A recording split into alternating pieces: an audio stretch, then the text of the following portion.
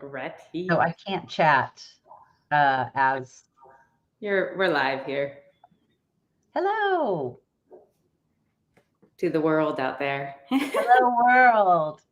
um, so we were just chatting before, but Hmm. you're gonna be going up to Canada, huh? Yeah, so we've got a trip where in a couple weeks we're going to fly into Toronto and then take trains from Toronto to Ottawa, Montreal, Quebec City, and spend a couple weeks like total. And while I'm up there, I'm gonna while I'm in Toronto, I'm gonna rent a car for a day and go up and see Jen from Royal Pets Hotel, who is our pack board chair. And I'm so excited to see her. She has a yacht, I think, and she has invited us to spend the night on her boat slash whatever yacht it is. I don't know. It sounds big because it has multiple bedrooms, but uh, It'll be a blast. Jen is so fun. So I'm very excited, and we are very much aligned. Just like in a lot of things values and besides just dogs. So I think it's going to be a fun little overnight nice. to I'm see her. actually gonna head out on Sunday to see my brother in Los Angeles. Oh, cool. Family, hang out with them. I haven't seen them in a while, so I'm Mhm. gonna be there. And while I'm there, I'm actually gonna visit a few clients. So Awesome. if anybody's in like the North LA area and they want me to stop by and say hello and check out their facility, DM me or something, or shoot me a text. It's Shantae at thedogurus.com. But reach out to me and I'll see if I can squeeze you in. You know how LA traffic is. So it's like, we'll see how far I get from place You've to got place. plenty of time for a pit stop. During a couple days to just go out and say hi to people because people have been asking for us to come out and Yeah, visit. I love that. Oh, I'm sure Vicky will be jealous from San Francisco. She'll be like, "I'll drive down." I know I wanted to see Vicky and I wanted to see Ashley, but I have to be back in Austin by Thursday. So Mhm, I just, mhm. and I want to keep a couple days with my family too. So I just couldn't fit it all in. But um, Yeah, yeah, yeah, that's yeah, okay. Well, maybe we'll get some LA folks that'll yeah, message for a visit. That sounds like fun. yeah, absolutely, I absolutely. always wanna visit clients whenever I'm on the road or on vacation, and my husband's like, "No, we're on vacation." I'm like, "I know, but they're kind of like my friends. I also wanna just see them," and then there's dogs there, so of course I Wow. wanna see the dogs. Yeah, he just wants to be around you, and he doesn't want to share. So Nope. And I mean, I just should consider myself a lucky person that that's my right. that my favorite human wants to be with me most of the time. Exactly. It could be opposite. There's a lot of marriages out there that are like that. That's right. I should be counting my blessings. All right, let's go ahead and get started. So, happy Wednesday, everyone, and welcome to the Dog Gurus live discussion. So, if you're listening to us on our podcast, thanks for listening. If you're watching us live or watching us on a recording, we appreciate it. You can find all of these recordings in our social media, Facebook page or YouTube page. Mhm. Um, if you are watching us live, chime in. We love interaction with our discussions. So, we want to know what you're thinking. You hate our comments, you love our comments, let us know. Or if you just have a question for us, please chime in. So Yep. I'm Sante Marquez, joined with Courtney Emkin. We are both Profit Network coaches, and Amber, who's usually here with me, is on vacation. So I'm hoping she's enjoying her time with her family and relaxing. She's been on the computer a little bit for the first part of the week, so I hope she got that all out of her system and she takes the advice that we often give to our clients to totally unplug and enjoy That's time with right. family. That's So right. as I mentioned, Courtney and I are both Profit Network coaches at the Dog Gurus, and the Dog Gurus provides expert business guidance and has helped thousands of pet care businesses thrive. We use comprehensive resources built by pet care business professionals, and it's always proven strategies that we've used that we know have been successful. We can provide coaching at every single level of your business journey. So whether you're a startup or whether you're scaling your business into that second or third location or in the middle Mhm. somewhere. We have helped thousands of pet care businesses reach their goals. And, it really, truly is something that we enjoy to do from our heart. So we'd love to help you too. Reach Yeah, out. nothing makes us happier. Yeah. So today's focus is summer safety refresh mid-season dog handling tips for your team.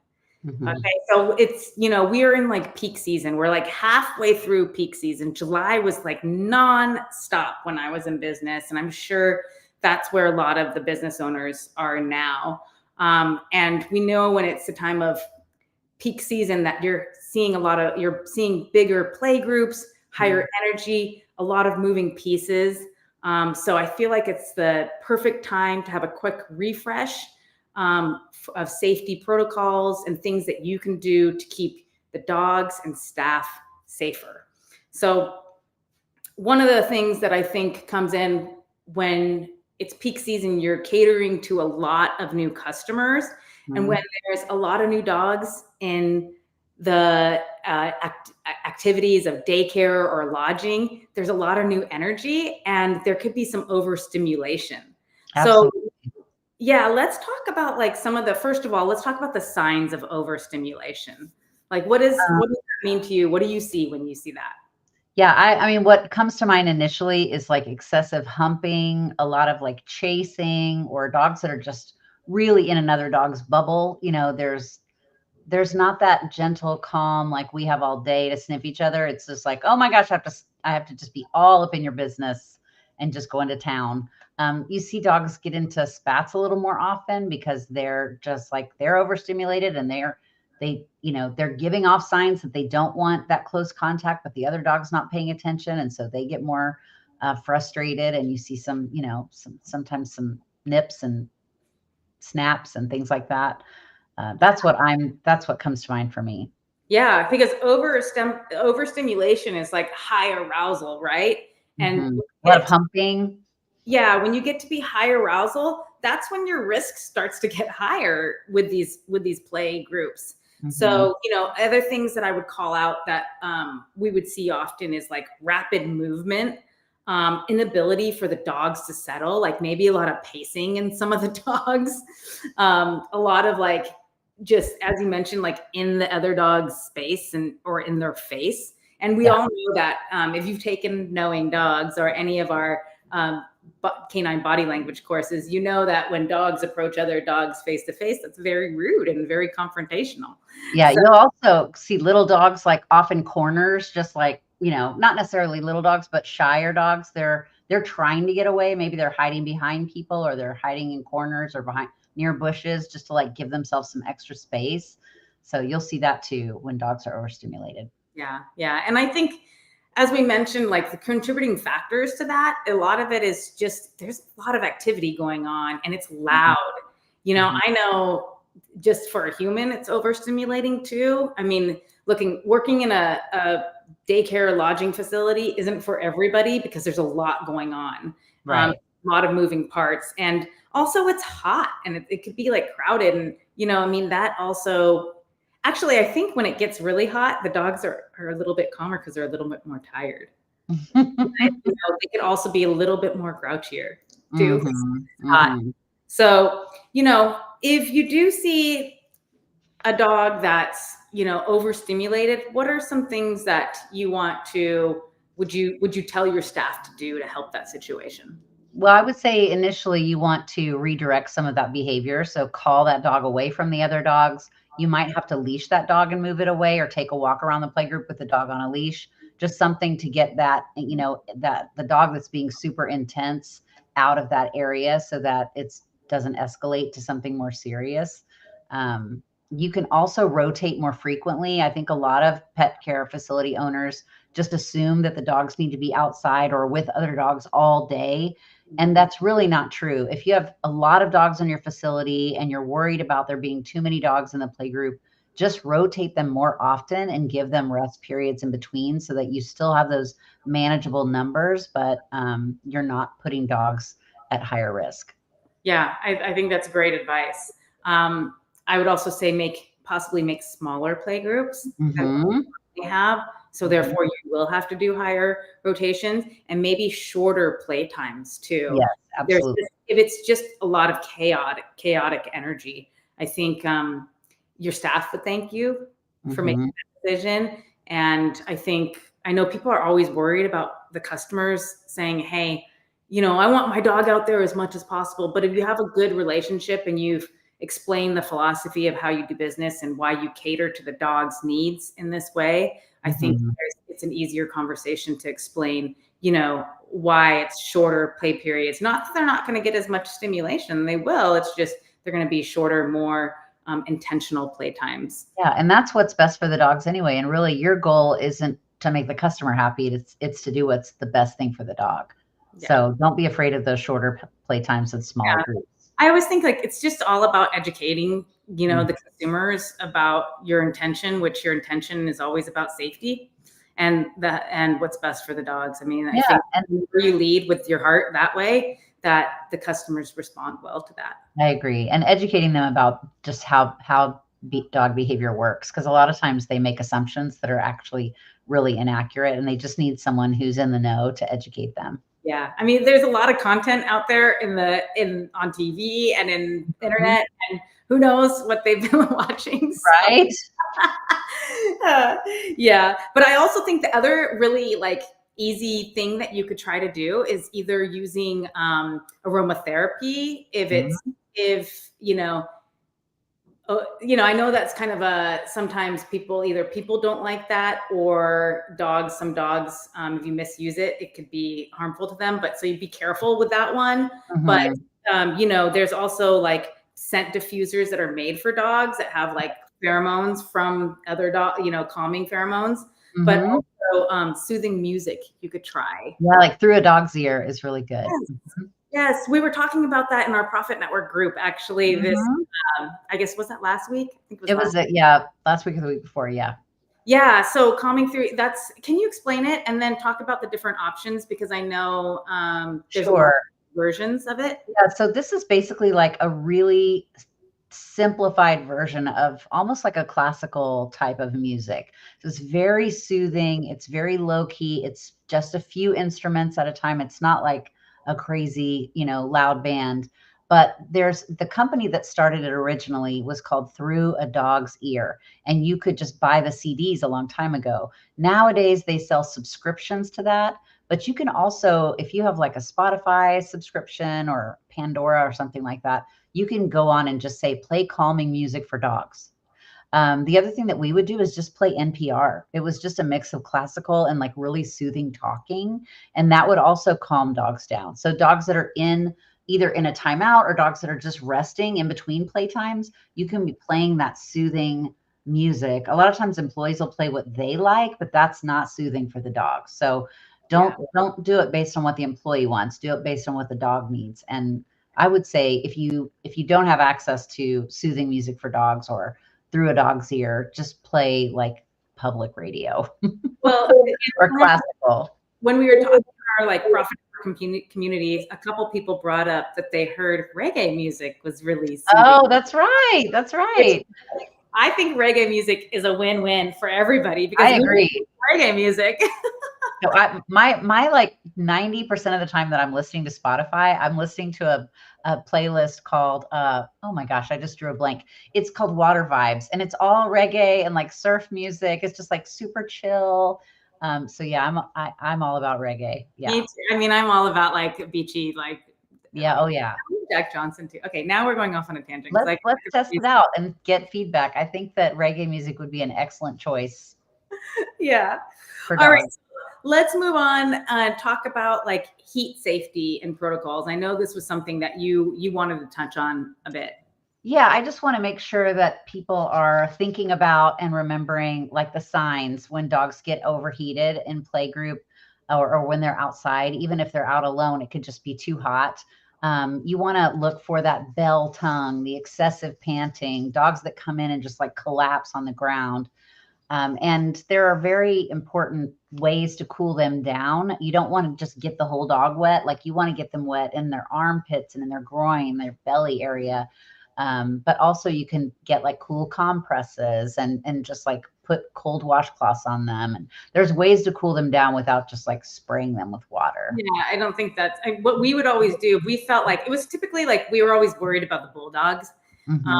We would just get a towel, and now we all have towels at the facility, and we would just, not with cold water, but just cool. Cool water, soak it up, put it on the ground in their little, area and let them lay on it, and they love that. That Yeah. was a real easy fix if you're worried about like overheating. Other things like, you want to make sure that they all have fresh water all the time. Mhm. Check for dehydration if you think that, their tongue is just like pretty much to the ground and they're panting excessively. Yeah, and a lot of pet care stuff doesn't think about this, but a lot of times you might not realize that the water is not in the shade. So the Mhm. water in the dish in the bowls are hot. So you want to make sure that you're moving that water into shady areas so the dogs are drinking cool water. Yeah. That's another one. We're always like moving our waters around to make sure that they're out of the sun. And don't be afraid to, have your staff use the barefoot test on turf, pavement, Yes. decking. Remind them to rotate play areas to prevent paw injuries and things like that. That is one thing that would, drive me crazy. Like if I'm out in downtown at an event or something like that, like let's say Mhm. like a street fair or a farmer's market or something like that, and I see poor dogs, and and the owner's not even aware. They don't really they don't realize it, right? And the Oh, poor 'cause they have dogs like shoes on. their feet, and I'm just like, ah, it I just know. makes me feel so bad. I Um, know. yeah, so I Yeah, always but also you wanna think about those dogs that are brachycephalic, the short-snouted dogs, your pugs and your Shih Tzus and Boxers and all those short-snouted dogs need they overheat a lot faster than the long, pointy-snouted dogs, because the roof of their mouth is like a radiator, so the shorter it is, the harder it is for them to cool down. So those dogs might only need 15 minutes outside versus, where a collie or a normal snouted dog could be outside for 30 minutes or 45 minutes, depending on the heat. But they're going to overheat the fastest. Puppies and short snouted dogs and elderly dogs, those all overheat fast. and make sure you have lots of water available for your staff too. Um, Yes. make sure that they're taking care of themselves, because I know we're all focused on the dogs, but just sometimes your staff forgets to drink water and stay hydrated themselves. But that's really important as well. Yeah. Bart would always go to Sonic and surprise everybody on hot summer days with like cherry lime slushes and, Yeah, something cool and refreshing, just like once a week at least, just yeah, maybe more when it ice was cream super treat hot. or like Otter Pops. Remember Otter Pops? No. Oh, what? You don't? Otter Pops? Oh, Yeah. tell me. It's kind of like a slushy, but in like a little plastic pouch that's a stick. Oh, okay. The We just top probably and you yeah, slurp it up. yeah. It's like I same. think I know what you're talking about. Yeah, I don't know what we called them, but yeah, I the brand do. is back in the '80s when I was a kid, that's what the brand was. I'm not sure. Yeah. I believe you. I do. um, Make sure you have shady areas and cooling stations where the dogs can go to cool off. Not everybody has shaded outdoor areas, and not everybody has outdoor areas. But if you do, make sure you've got some shady spots. and fans. If you don't have the air conditioning, like a facility's not air conditioned, make sure you have fans going and things like that. That's Yeah. always helpful.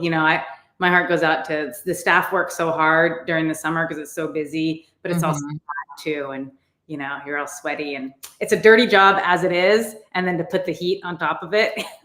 I So, know. I know. It's a great time of year, I think, though, and I know you're gonna touch on some, like, staff huddles, but it's a great time of year to have a staff meeting to talk about heat sorry. and talk about heat, watching out for dogs getting overheated because you may have employees that just don't know all the things that you know, so you wanna make sure you're passing off all that good information, especially right now when they're so vulnerable. Yeah, absolutely. So let's talk about, like, as I mentioned, the staff are working hard. Let's talk a Mhm. little bit about staff burnout and what are things that you can do to have engagement and just to have fun while they're working hard. Is there Mhm. anything that you would do special for the staff? Well, Bart was always really good about like I told you about the cherry lime slushes, but he was really good about like on days that he knew it was going to be hot and busy, we would either buy lunch for the staff or he would bring in not only breakfast tacos, but like their favorite breakfast tacos, um, coffee, like iced coffee in the middle of the afternoon if they didn't want a slush or something like that. But there's lots of ways to prevent burnout. You can also give staff little gift certificates to fun things they can do when they're not at work, like movie gift certificates or, mini golf or things like that, things they can do that are fun in a way.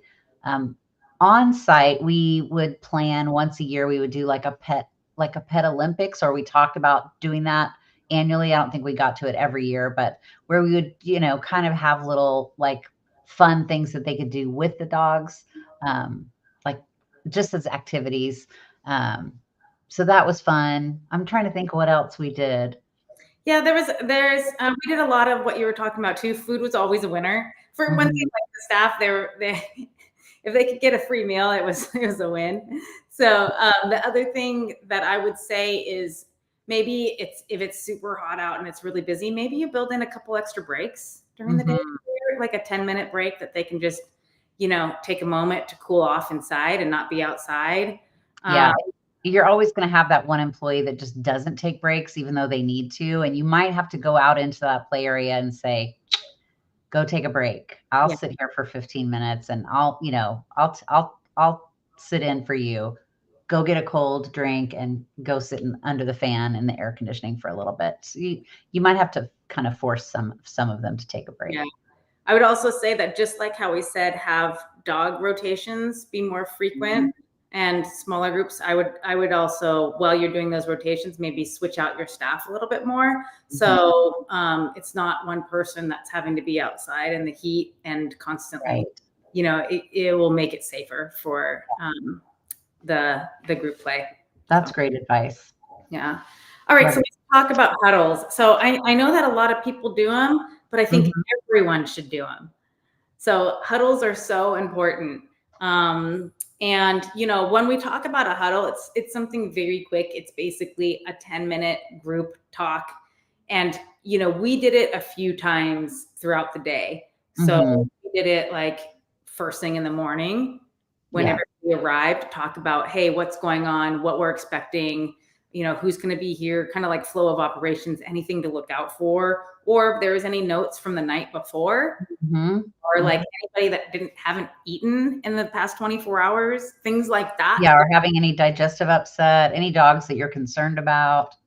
Those are the times to bring out. So we would do it first thing in the morning, and then we would do a midday one when the shifts were changing over, and we'd have, and that was the rule, like nobody could leave until we finished the huddle, you know? So, but that was really important because it let the morning staff inform the PM staff of anything Mhm. that they needed to know. Again, all the things that we spoke about. And then again, we would do it at the end of the evening, and no one was allowed to leave before everybody had the huddle. So if there was any concerns that need to be brought up to the leadership staff, they can make the appropriate notes and Mhm. have it ready to be informed for the overnight or your morning staff. Yeah, and if that's not something that you're already doing on a regular basis, you might get some pushback from employees saying they don't have time to do that, but honestly, they can't afford not to do it. So once you push the envelope and make sure that they're doing it and they get in the habit of doing it, they'll be grateful for that time. It's easy to say I don't have time, but when it comes to dog safety, like you really need to make the time, and there's no better way to communicate than face to face in person for 15 minutes or, you know, 10 minutes, whatever it takes, depending on how many dogs you have and how many people are there. Yeah, and I would say I know if you're a smaller facility, you don't always have a manager on site, but you Mhm. need to make somebody the lead, Yeah. because somebody needs to be accountable to ensure that these are happening. And the Mhm. other staff need to understand that they are the lead for the evening, and that, you know, they're kind of directing things. But again, like if nobody should leave before you guys have these huddles. So that's really important to have somebody in charge, whether they Mhm. have a management title or not, at all times, especially when it's busy.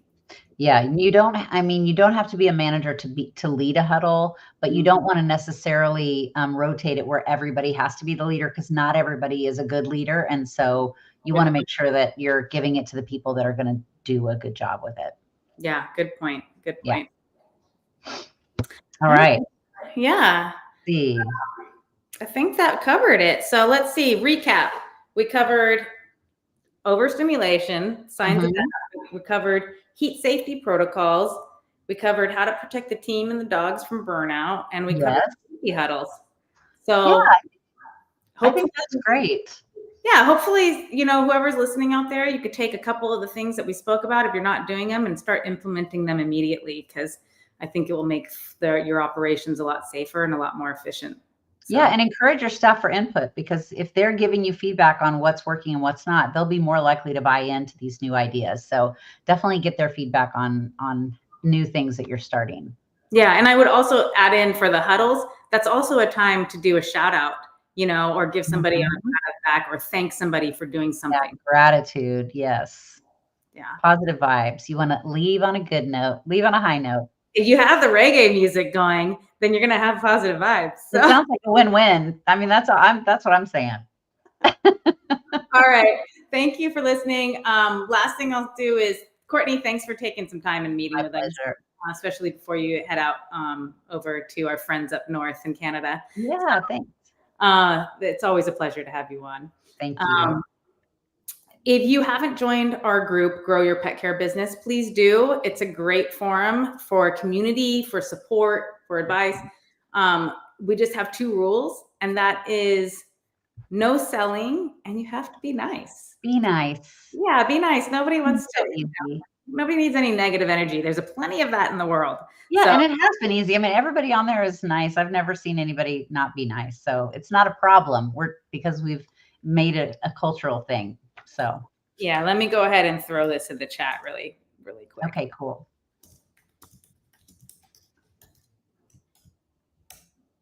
All right. All right, everybody, have a great rest of your week. Be safe, and we'll see you next time. Yep, stay cool.